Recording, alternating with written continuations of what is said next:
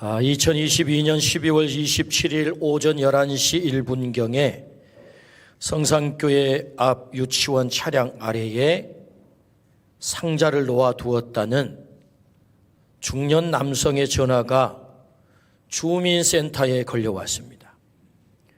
현금은 총 7,600만 5,580원이었습니다. 현금과 함께 들어있던 편지에는 대학 등록금이 없어 꿈을 접어야 하는 전주 학생들과 소년소녀 가장에게 작은 도움이 되었으면 합니다.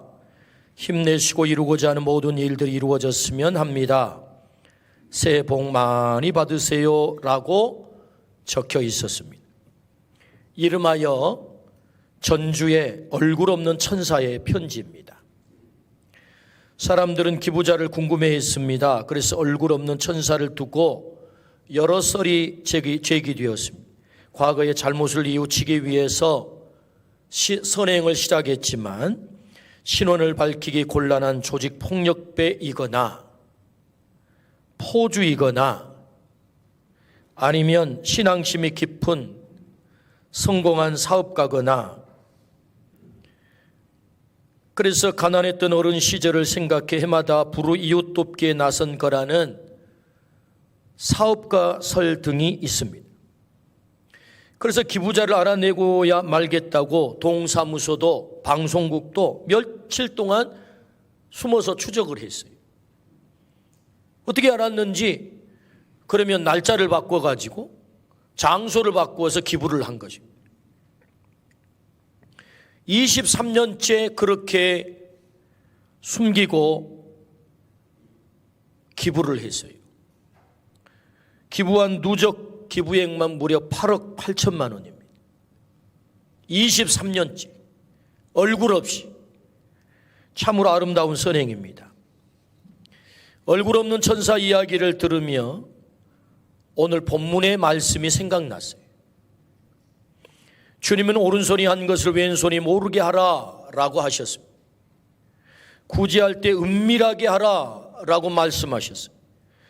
전주 얼굴 없는 천사는 예수님을 믿는지 안 믿는지 모르겠지만 주님의 말씀을 그대로 실천하고 있는 듯한 생각이 듭니다. 주님은 우리에게 산상수훈을 통해 말씀하십니다. 산상수훈은 하나님의 나라의 윤리입니다. 주님은 제자들에게 대단히 높은 수준의 삶을 요구하세요. 그래서 지난주에 우리 기독교의 윤리의 극치라고 하는 원수를 사랑하라 라는 말씀을 주셨어요. 기억나십니까? 원수를 사랑하라. 왜요? 네 마음속에 화살을 뽑아내야 되겠다. 은총의 원리를 따라야 살아야 되겠다. 은총의 원리를 따라서 살아야 되겠다. 그리고 하나님이 온전하심과 같이 너도 온전한 삶을 살아야 돼 해서 원수를 사랑해야 돼 라고 지난주에 말씀하셨어요. 대단히 높은 수준의 윤리를 우리에게 요구하고 있단 말씀입니다.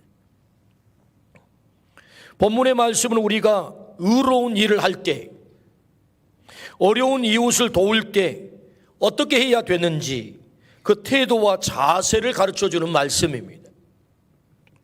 구제하거나 사랑할 때에도 높은 수준을 우리에게 요구하는 거죠.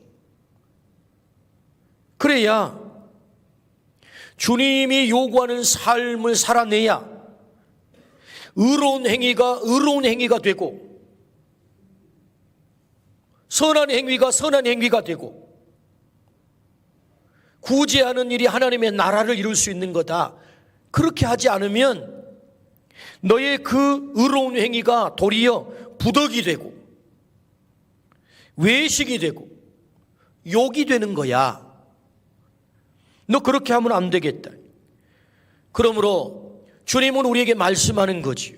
우리의 의로운 행위가 되기를, 선한 행위가 선한 행위가 되기를, 우리의 구제가 하나님의 나라를 이루기를 원하셔서 주님은 이 말씀을 우리에게 하는 겁니다. 그러므로 오늘 우리가 구제할 때, 선행을 행할 때, 의로운 일을 할 때, 사랑을 베풀 때 주님이 하신 이 말씀에 온전히 순종하여 우리의 선행이 선행으로 빛나기를 주의 이름으로 축원합니다. 아멘. 그렇다면 구제할 때 어떻게 하라고 하십니까? 그 첫 번째는 은밀하게 하라 라고 말씀하세요. 은밀하게 하라. 오늘 본문 3절에서 4절입니다. 너는 구제할 때에 오른손이 하는 것을 왼손이 모르게 하여 내 구제함을 은밀하게 하라. 은밀한 중에 보시는 너희 아버지께서 갚으시리라. 아멘. 인간의 욕구 중에 중요한 욕구가 인정의 욕구입니다. 심리학자 아브라함 머슬로우는 우리 인간에게는 5단계의 욕구가 있다. 그 첫 번째 단계 생리적 욕구, 두 번째 단계 안전의 욕구, 세 번째 단계 사랑과 소속감의 욕구, 네 번째 단계 존중의 욕구, 다섯 번째 단계 자아실현의 욕구가 우리에게 있는 것이다. 그 네 번째 단계 존중의 욕구가 무엇입니까? 인정의 욕구예요. 우리는 칭찬받고 싶어 합니다. 인정받고 싶어 해요. 내가 선한 일을 행하고 나서 사람들이 박수 쳐주기를 원하는 것입니다. 와, 당신 대단해. 어떻게 그런 일을 할 수 있었어? 라고 칭찬받고 인정받고 싶은 것이 우리의 본능이에요. 당연한 것입니다. 사람들은 칭찬과 인정을 받음으로 선한 일에 동기부여가 되어서 더 많은 선한 일을 하게 되는 거죠. 그런데 주님은 그것을 경계하고 있어요. 야, 그렇게 하지 마라. 사람에게 보이려고 의를 행하지 마라. 외식하는 자들처럼 사람에게 영광을 받으려고 사람들 앞에서 너의 선행을 나팔불지 마라 라고 말씀을 하는 거예요. 좀 야속하다 생각이 안 듭니까? 좀 야속하잖아요. 좀 알아주면 좋잖아요. 박수 쳐주면 좋잖아요. 좀 자랑도 하고 사람들에게 알게 하여 더 많은 의를 행하면 좋지 않을까요? 방송에도 내면서 더 많은 구제를 하게 하면 그거 좋지 않을까요? 널리 알려서 사람들을 자극함으로 동기부여를 해서 더 많은 참여를 이끌어낸다면 그거 얼마나 좋겠습니까? 그런데 주님은 그렇게 하지 말라고 말씀하세요. 그렇게 하지 말아요. 너는 구제할 때 오른손이 하는 것을 왼손이 모르게 하여 내 구제함을 은밀하게 하라. 은밀한 중에 보시는 너희 아버지께서 갚으시리라. 은밀하게 하라는 거야. 주님이 그렇게 말씀하는 거야. 야, 은밀하게. 아니, 오른손이 하는 것을 왼손이 어떻게 몰라요? 제가 오른손을 들었습니다. 왜 들었게요? 뇌가 지시를 해서 든 거예요. 그럼 어떻게 왼손이 모릅니까? 다 알고 있습니다. 여기가 다 알고 있어요. 근데 심지어 주님은 오른손이 한 것을 왼손이 모르게 하라는 거예요. 어떻게 이럴 수 있겠어요? 이 말씀이 강조하는 바가 무엇입니까? 은밀성을 강조하는 거죠. 은밀성. 말도 되지 않는 얘기지만 너 그렇게까지 은밀하게 해야 돼 라는 말씀인 거죠. 주님은 우리의 본능도 싸그리 무시를 하십니다. 가능하지도 않는 일을 주문하고 계신 것처럼 보입니다. 참 난감한 말씀이죠. 야, 모르게 해라. 난감한 말씀이에요. 주님은 누구보다도 인간 이해를 정확하게 하고 계신 분이십니다. 인간을 어떻게 움직여야 하는지, 어떻게 동기부여를 해야 되는 건지, 어떻게 원하는 헌신을 끌어냈는지 누구보다도 잘 아시는 주님이세요. 그 주님께서 왜 이렇게 말씀하셨을까요? 동기부여도 안 되게, 나팔도 불지 말고 은밀하게 하라고. 이렇게 난감한 말씀을 하실 때는 이유가 있지 않겠습니까? 오른손이 한 일을 왼손이 모르게 해라, 은밀하게 해라, 이렇게 주문할 때는 이유가 있을 거라. 이유가.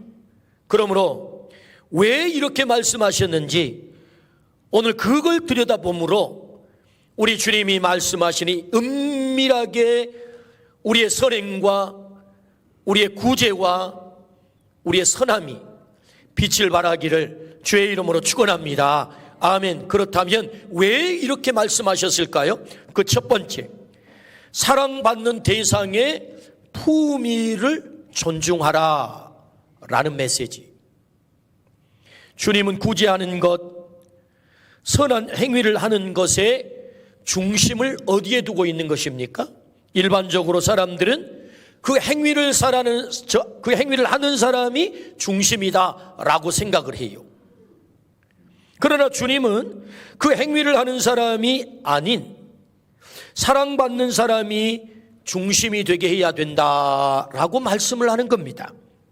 구제를 받아야 할 대상은 주로 어떤 사람인가요? 우리의 사랑을 필요로 하고 우리의 선행을 필요로 하고 뭔가 도움이 필요로 하는 사람은 어떤 사람일까요? 성경은 3대 약자를 말씀하세요. 고아, 객, 과부. 이것이 성경이 언급하는 3대 약자입니다. 그 존재 자체가 이미 사회의 기층민이에요. 누군가의 도움 없이는 살아갈 수 없는 자들입니다. 약자 중에 약자들이죠. 이미 그들은 자존감이 밑바닥인 존재들입니다. 때문에 작은 바람에도 꺾이고 작은 눈빛에도 쓰러지고 작은 말 한마디에도 상처를 깊이 받는 존재들입니다. 그에 비해 구제하고 사랑을 베풀 수 있는 사람은 어떤 사람인가요? 좋은 부모를 만났거나 좋은 환경을 만났거나 경제적 여유가 있거나 사회적 힘을 가졌거나 나름대로 성공을 거두어 큰 소리 칠 수 있는 사람들이 구제도 하고 선행을 베푸는 것 아니겠습니까? 나는 너희와 뭔가 달라 하는 스스로 자존감이 높은 사람들입니다. 그러다 보니 도움받는 약자는 도와주는 힘 있는 자에 의해서 휘둘리거나 무시되거나 조종될 가능성이 높아요. 선을 베푸는 자를 더 돋보이게 만들어주는 들러리가 될 가능성이 높단 말입니다. 나 이런 선을 행해. 야, 와서 사진 찍어. 너희들은 내 들러리야. 그래서 자신의 선을 더 많은 사람들에게 과시하는 그 욕망을 채워주는 그런 존재로 휘둘리게 될 수 있단 말이죠. 조종될 수 있단 말이죠. 그렇게 구제의 대상은 한없이 자존심이 상하고 품위를 잃게 되고 처참함을 경험하게 되는 것입니다. 그 선한 일을 행한 사람의 들러리가 되면서 처참함을 경험하게 되는 거예요. 따라서 은밀하게 하라는 주님의 주문은 선한 일이 되도록 하기 위함인 거예요.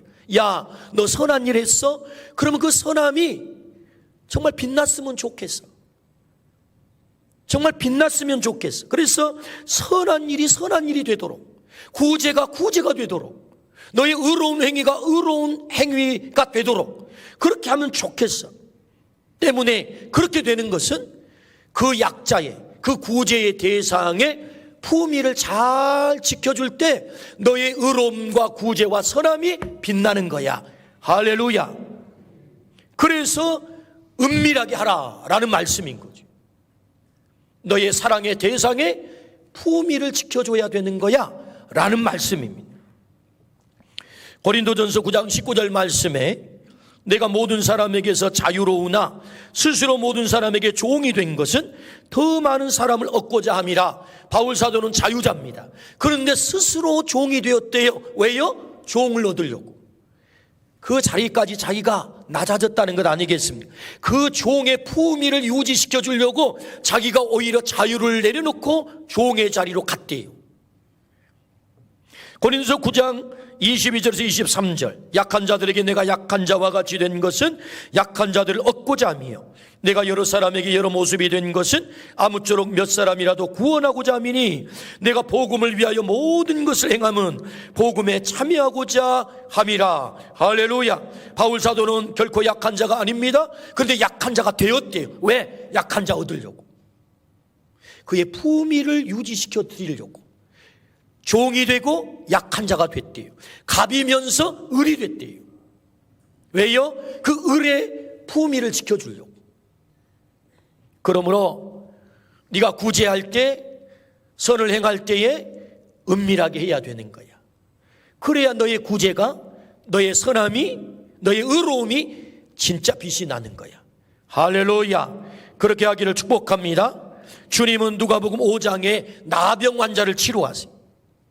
그리고 그 나병 환자가 고침을 받자 부탁을 합니다. 어떻게 해요?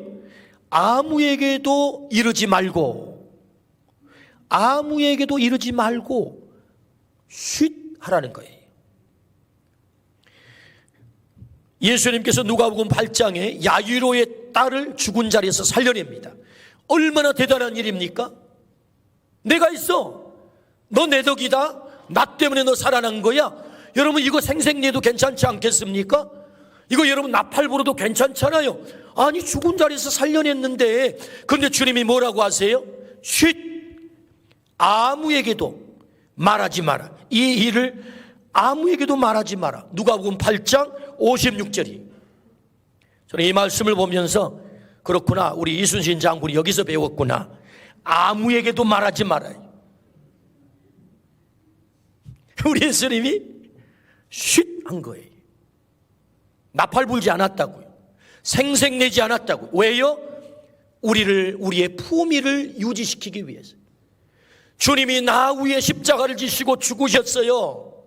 그 어마어마한 사랑, 그 선행을 하나님이신 예수님이 아셨어요. 그리고 내게 생색내지 않아요. 왜? 죄인된 나를, 나의 품위를 유지시키기 위해서. 주님은 생색내지 않아요. 할렐루야, 아멘. 그렇게 하라는 거예요. 은밀하게 하라는 거예요. 물론 사랑받은 자의 몫은 분명합니다. 내가 사랑을 받았다, 내가 선행을 받았다, 그 사람은 그 몫이 분명해요. 사랑받은 것에 대한 감사를 잊으면 안 됩니다. 반드시 감사를 표해야 되는 것입니다. 그러나 구제한 사람은 그 반응에 대해서 크게 신경 쓰지 말고 은밀하게 하라는 말씀이에요. 그 반응에 대해서 내가 그렇게 좋은 일을, 선한 일을, 사랑을, 구제를 했는데 알아주지도 않아? 감사도 안 해? 나 안 할 거야. 그렇게 하지 말고 그 반응에 관계없이 은밀하게 하라. 그렇게 하기를 축복합니다. 아멘. 우리 교회를 다녀가신 한국 월드비전 회장님 조명환 교수님, 그는 이런 고백을 했습니다. 가난했고 열등생이었던 저에게 미국인 에드나 넬슨이라는 분이 저의 후원자가 되어주셨습니다. 돌아가시기 직전까지 무려 45년 동안 매달 15달러씩 보내주신 후원금은 저에게 꿈을 꾸게 해주었으며 저의 미래를 열어주는 열쇠가 되었습니다. 15달러를 보내주면서 돈만 보내는 게 아니고 매달 편지를 썼어요. 손편지를. 대단하잖아요? 45년 동안. 그 내용이 이렇습니다. 하나님은 너를 사랑해. 하나님의 사랑을 믿어. 나는 너를 위해 오늘 또 기도하고 있어. I pray for you. 내가 너를 오늘 또 위해서 기도하고 있어. 요 말을 빼지 않고 매달 조명환 소년에게 15달러와 함께 보낸 거예요. 조명환 소년은 꿈을 꾸었어요. 열심히 공부를 했어요. 세계적인 학자가 됐어요. 그리고 자신과 같이 이런 어려움에 있는 자리 어린아이들을 돕는 월드비전의 회장님으로 섬기고 계세요. 가난한 어린 소년의 품위를 지켜준 거죠. 가난한 어린 소년의 품위를 지켜줬다고. 도움받은 자의 품위가 중요합니다. 우리의 작은 눈빛에도 그런 쓰러지기 때문에, 우리의 작은 말 한마디도 그런 상처가 깊기 때문에, 그러므로 구제할 때 중심은 내가 아니라 구제받는 대상이 중심이다. 그 품위를 잘 지켜주기 위해서 너 은밀하게 구제하라, 은밀하게 선행을 베풀라 라고 말씀을 하세요. 오늘 우리 모두가 그렇게 하기를 주의 이름으로 축원합니다. 아멘. 구제받는 자의 품위를 지키라. 그래서 은밀하게 하라 말씀하세요. 두 번째, 왜 은밀하게 해야 됩니까? 그것은 땅의 상보다 하늘의 상을 사모하라 라는 말씀이 오늘 1절입니다. 사람에게 보이려고 그들 앞에서 너희 의를 행하지 않도록 주의하라. 그리하지 아니하면 하늘에 계신 너희 아버지께 상을 받지 못하느니라. 아멘. 하늘에 계신 아버지의 상이 있대요. 오늘 말씀에. 하늘의 상에 대한 말씀을 들으면 생각나는 이야기가 있습니다. 제가 아동부 사역을 오랫동안 했습니다. 아이들을 대상으로 설교도 오랫동안 했고 부흥집회도 다니면서 아이들 설교를 했습니다. 그 아동부 사역을 할 때 제가 읽었던 설교집이 있는데 그 설교집에 나오는 똥개털 모자 이야기예요. 똥개털 모자 이야기. 한번 들어보실랍니까? 네. 대충 신앙생활하는 한 아이가 천국에 갔대요. 가보니까 예수님이 거기 서 계시는데 예수님 주변에 많은 사람들인데 그들의 머리에 한결같이 번쩍번쩍 빛나는 면류관을 쓰고 있더라. 면류관. 와, 나도 저 면류관을 쓸 수 있겠구나. 예수님, 저한테도 그런 면류관 주세요. 그 예수님 별로 반응이 시원찮아요. 그러면서 고개를 이렇게 뒤로 제끼면서 저 창고에 네 머리에 맞는 거 써. 이랬다는 거예요.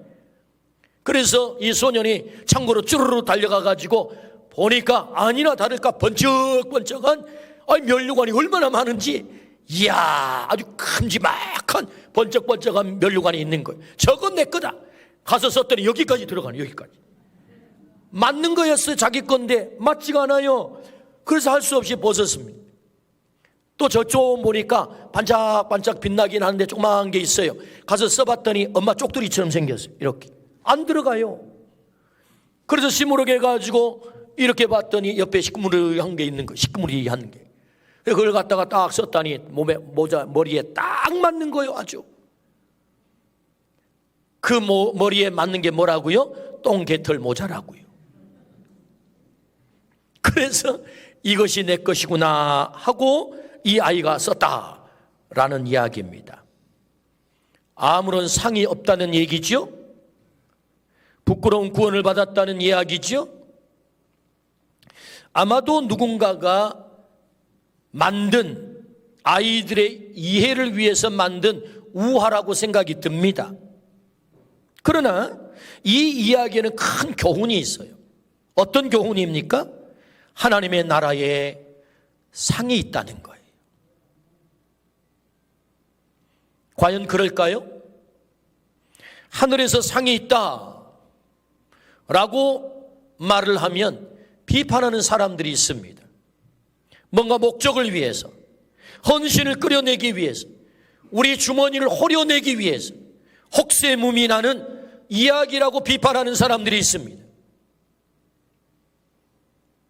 하늘의 상 이야기가 혹세무민인가요? 우리를 속이는 이야기인가요? 그렇지 않습니다. 주님은 우리에게 상을 말씀하세요. 하나님의 나라의 상. 마태복음 5장 12절 말씀, 이미 앞서 우리가 보았던 말씀, 기뻐하고 즐거워하라. 하늘에서 너희의 상이 금이라. 너희 전에 있던 선지자들도 이같이 받게 하였느니라. 하늘의 상이 크대요. 마태복음 10장 41절 말씀, 선지자의 이름으로 선지자를 영접하는 자는 선지자의 상을 받을 것이요, 의인의 이름으로 의인을 영접하는 자는 의인의 상을 받을 것이요. 요한계시록 22장 12절 말씀, 보라 내가 속히 오리니 내가 줄 상이 내게 있어. 누가요? 주님에게 상이 있대요. 각 사람에게 그가 행한 대로 갚아주리라. 할렐루야. 행한 대로 갚아준대요. 주님의 상이 있대요. 말씀하셨어요. 성경은 계속해서 상을 우리에게 말씀합니다. 혹세무민하기 위해서 상을 얘기하는 게 아니에요. 상이 있다. 야고보서 1장 12절에 생명의 면류관, 디모데후서 4장 8절에 의의 면류관, 베드로전서 5장 4절에 영광의 면류관, 데살로니가 전서 2장 19절에 자랑의 면류관. 면류관이 있다는 거예요. 하나님의 나라에서 우리가 써야 할 면류관, 그 면류관이 있음을 성경은 정확하게 우리에게 말씀하는 겁니다. 그러므로 여러분, 하나님께서 우리를 위하여 예비하신 이 면류관을 사모하기를 축복합니다. 상을 사모하기를 축복합니다. 하나님의 상이 있다. 땅의 상과 하늘의 상의 결정적인 차이가 무엇입니까? 땅의 상은 찰나적이에요. 사라져요. 없어져요. 이 땅에 누리다 끝입니다. 그러나 하늘의 상은 영원하다라고 말씀을 하세요. 공치사를 하고 생색을 내고 나팔을 불면 이 땅에서 이미 그 상을 받았다라고 말씀을 하세요. 야, 이 땅에서 상 받기를 그렇게 좋아하지 말어. 이미 하늘의 상을 너 다 받은 거야. 하나님의 나라에 가서 영원한 상 받아야지. 이 땅에서 다 보상 받으려고 생각하면 그거 다 없어지는 거야. 너 이 땅 떠나는 순간 다 없어지는 거야. 이미 하늘의 상을 다 받은 거야 라고 말씀을 하세요.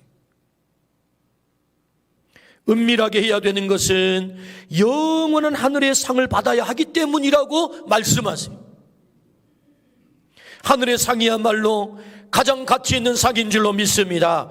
영원히 사라지지 않는, 썩지 않는 상임을 믿습니다. 영원한 하늘 상을 받으라 주님이 안타깝게 우리에게 말씀하는 거죠. 제발 나팔 불지 말고 공치사하지 말고 은밀하게 해. 그래야 너의 상이 영원한 거야. 하늘에서. 오늘 우리가 그렇게 하기를 축복합니다. 우리가 구제할 수 있는 기회, 의로운 일을 할 수 있는 기회, 선행을 베풀 수 있는 기회, 그것은 하늘의 상 받을 수 있는 기회를 우리에게 주는 거예요. 여러분, 오늘 이 말씀의 포커스가 은밀하게 있지만 이 은밀한 포커스보다 더 중요한 것을 놓치면 안 돼요. 그게 무엇입니까? 구제하는 거예요. 선행을 베푸는 거예요. 의로운 일을 행하는 거예요. 오늘 말씀의 포커스는 은밀하게지만 은밀하게 뭘 하라는 거예요? 구제를 하라는 거죠. 그러니까 구제가 더 중요한 주제다 오늘. 그것을 할 때 우리의 태도와 자세를 성경은 가르쳐 주는 거죠. 때문에 여러분, 우리에게 구제할 수 있는 기회가 주어졌다. 선한 일을 행할 기회가 주어졌다. 의로운 일을 행할 기회가 주어졌다. 그 얘기는 하늘의 상을 내가 너에게 주고 싶어 하는 하나님의 뜻이 거기 있는 거예요. 그러므로 그 기회를 놓치지 않기를 축복합니다. 그 기회를 붙잡기를 축복합니다. 아멘. 땅의 상을 사모하지 말라고 주님은 말씀하세요. 하늘의 상을 사모하라고 말씀하세요. 하늘의 상을 사모하는 사람은 사람의 반응에 흔들리지 않습니다. 사람의 반응에 흔들리지 않는다고요. 하늘의 상을 사모하지 않으니까 사람의 반응에 흔들려요. 시험에 들어요. 왜 알아주지 않느냐고. 내가 그렇게 귀한 일을 했는데. 여러분, 사람의 반응에 흔들리지 않기를 축복합니다. 하늘의 상을 사모하는 사람은 구제와 선한 일을 한결같은 마음으로 지속하는 사람입니다. 하늘의 상을 사모하는 사람은 결과에 낙담하지 않습니다. 왜? 하늘에서 갚아준다잖아요. 하나님이 다 알고 계신다잖아요. 하나님이 보고 계신다잖아요. 그러므로 결과에 낙담하지 않습니다. 선행을 하고서도 귀한 하늘의 상을 받아야 그 선행이 진짜 가치를 바라는 것이라고 가르쳐 주십니다. 땅의 상보다 하늘의 상을 사모하기를 주의 이름으로 축원합니다. 아멘. 우리가 주님께 헌신하는 마음도 같은 마음으로 하는 것이 중요합니다. 헌신하는 마음. 교회를 섬기며 한결같은 모습으로 헌신하는 분들이 참 많습니다. 10년, 20년, 30년을 한결같이 섬기세요. 교사로 10년, 20년, 30년을 섬기세요. 찬양대로 섬기세요. 연세가 높으신, 머리가 하얗신 성도님이 목사님, 이제는 제가 그만해야 되겠죠? 민폐이겠죠? 제 대답이 뭘 것 같습니까? 하나님이 목소리 주시는 때까지 하세요. 아멘이 별로 안 나오는 것 같아요. 하나님이 목소리 주실 때까지 아멘 하십시다. 그것이 헌신의 자세예요. 한결같은 모습 습장을 합니다. 구역장을 해요. 기관의 임원을 맡아서 능력은 안 되지만 주님이 맡겨주셨으니 제가 충성을 다해 보겠습니다. 그리고 전도를 합니다. 영혼 구원의 이 사명 주님 내게 맡기셨습니다. 그래서 한결같은 모습으로 보든 보지 않든 한결같은 모습으로 헌신을 해요. 직분을 맡은 자에게 구할 것은 충성이니라. 말씀에 순종하여 충성스럽게 헌신하는 분들이 대단히 많습니다. 주일마다 우리는 하나님께 아름다운 예물을 드립니다. 보든 보지 않든. 교회가 알아줄 수도 있고 알아주지 않을 수도 있습니다. 그럼에도 불구하고 흔들리지 않고 우리는 기쁨으로 섬기는 것은 은밀한 중에 보시는 하나님 아버지께서 다 갚아주실 것을 우리는 믿기 때문인 줄로 믿습니다. 하늘의 상이 있다는 거죠. 우리가 그 헌신을 하는 것, 하늘의 상이 있다. 이 땅이 아닌 하늘의 면류관을 바라보는 사람들, 오늘 우리가 그렇게 되기를 주의 이름으로 축원합니다. 하늘의 면류관을 바라보기를 주의 이름으로 축원합니다. 목사님이 알아주지 않아도, 성도들이 알아주지 않아도 하나님이 알고 계시니, 하나님이 보고 계시니, 하나님이 갚아주실 것입니다. 주님이 행한 대로 갚아주시겠다고 약속하셨으니 여러분 그 상을 바라보기를 주의 이름으로 축원합니다. 아멘. 저는 잊을 수가 없습니다. 큰 헌신을 하신 분에게 한마디 격려라도 해야 할 것 같아서, 성도님 어떻게 이렇게 큰 헌신을 하셨어요? 너무나도 감사해요. 그렇게 인사를 제가 했어요. 그랬더니 헌신하신 분의 대답을 여러분 들어보세요. 목사님 그런 말씀 마세요. 하나님이 주신 것으로 했지 어떻게 제 것으로 했겠습니까? 하나님이 할 수 있게 하셨고 할 수 있는 힘도 주셨고 할 수 있는 마음도 주셔서 할 수 있었던 것이지 제가 한 게 아닙니다. 할 수 있음에 감사하고 쓰임받음이 감사입니다 라고 대답을 했어요. 저는 그 말을 들으며 얼마나 감동이 되는지, 그래서 마음속에 저절로 기도가 나왔어요. 하나님, 저 성도님의 저 헌신이 해처럼 빛나기를 원해요. 하늘의 해처럼 빛나기를 원해요. 기도가 간절하게 나왔습니다. 당신의 그 섬김이 천국에서 해같이 빛나리, 당신의 그 겸손이 천국에서 해같이 빛나리, 당신의 그 믿음이 천국에서 해같이 빛나리, 당신의 그 충성이 천국에서 해같이 빛나리, 주님이 기억하시면 족하리, 예수님 사랑으로 가득한 모습, 천사도 흠모하는 아름다운 그 모습, 천국에서 해같이 빛나리. 당신의 그 섬김이 천국에서 해같이 빛나리, 당신의 그 겸손이 천국에서 해같이 빛나리, 당신의 그 믿음이 천국에서 해같이 빛나리, 당신의 그 충성이 천국에서 해같이 빛나리, 주님이 기억하시면 족하리, 예수님 사랑으로 가득한 모습, 천사도 흠모하는 아름다운 그 모습, 천국에서 해같이 빛나리. 우리 같이 합니다. 당신의 그 섬김이 천국에서 해같이 빛나리, 당신의 그 겸손이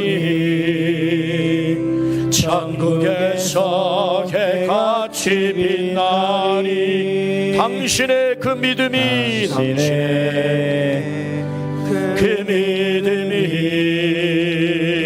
천국에서 해같이 빛나리. 당신의 그 충성이 천국에서 해같이 빛나리. 주님이 기억하시면 족하리. 예수님 사랑으로 가득한 모습,